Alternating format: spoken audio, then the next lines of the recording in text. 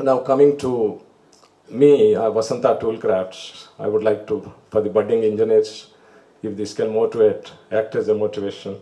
We started somewhere in 1989. It was a long journey of 33 years.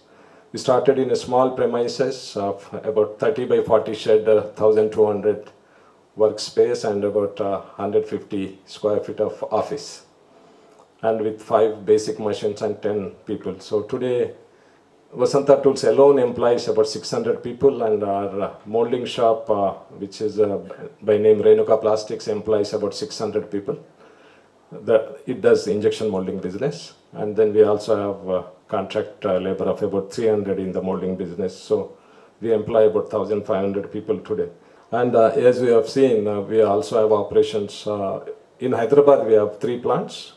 One relatively bigger one where you have seen a lot of automation, etc. That's a newer plant. We have older 2 plants, relatively smaller ones. And we have 2 molding shops. Again, one smaller one, one bigger one. That's the latest one. We use lots of all-electric machines over there from Japan, from Fanuc. And then we also do contract manufacturing for one of the US company where we assemble lots of hand wash pumps. Means we produce those small parts, we assemble them. Like every day we assemble about 500,000 pieces, 5 lakh plus every day we assemble that. So that is about Renuka Plastics, our molding shop. But at Vasantha Tools, initially we used to do molds for every sector like PVC pipe fittings and electrical switchgear, because I worked in Siemens Mumbai after my post-graduation. So I had good affinity towards those products. Then we used to work for Siemens, L&T, and Schneider Electric, Legrand, all these companies. But somewhere around late 90s, we unknowingly switched over into FMCG segment, where we make now molds for the closures, specialty closures. So that was the time when core sector was going down a little bit, and then we got pushed into FMCG. But then FMCG sector needs lots of capacity. Means you need to make high cavitation molds because they need 500,000 pieces per day, 250,000 pieces, some cases 1 million pieces per day. There are certain items, every day they need 10 lakh pieces. So which means tool room should have huge capacity to make such molds. So that's how we kept on increasing our capacity, we kept on adding good equipment.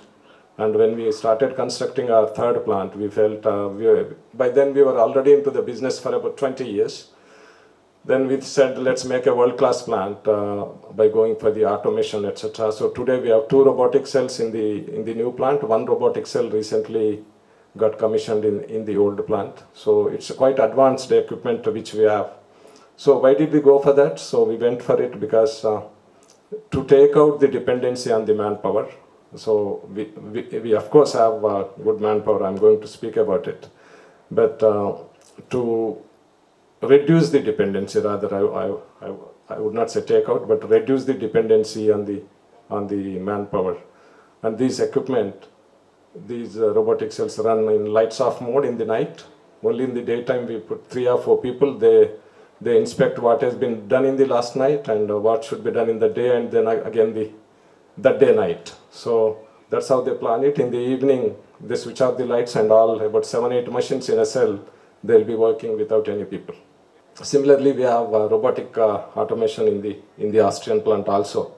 So what do we do? Basically, we make, to manufacture any plastic article, you need a rigid plastic article, you need a mold. So that mold we design and manufacture. So it wasn't an easy journey, of course. All of us, including me and my team, we have worked hard all along, and our dedicated team, their good work, and attitude of quality first, and a good after-sales service. We extend very good after-sales service. That gained us a lot of domestic and international customers. We have made good investments in the technology, so which you have seen. In fact, this automation doesn't even exist in tool rooms even in Singapore. So this is one of its kind in the Southeast Asia. Some companies in China have got it, of course. So totally we have 3 robotic cells. And not only this, we have lots of other new technologies like laser cusing, which you have seen, 3D printing.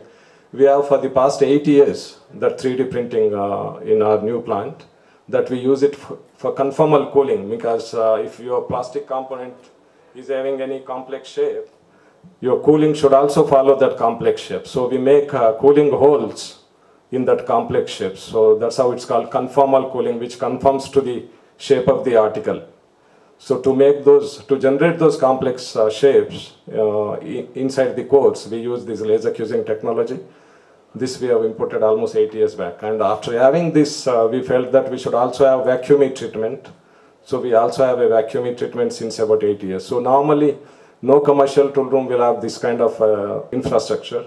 And we went for it because being in Hyderabad, we could not depend on the outside services. For most of the things we have to go out of Hyderabad, so it would take a lot of time.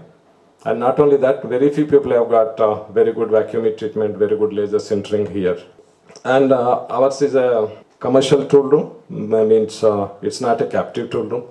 And I'm proud to say that Vasantha happens to be the biggest tool room in India by capacity and by manpower, or be it area and be it turnover, and even by exports. There are captive tool rooms which are much bigger than Vasantha, but those are for captive purpose. On a commercial basis, our tool room happens to be the biggest in India. And we export about 60% by value to 40 plus countries.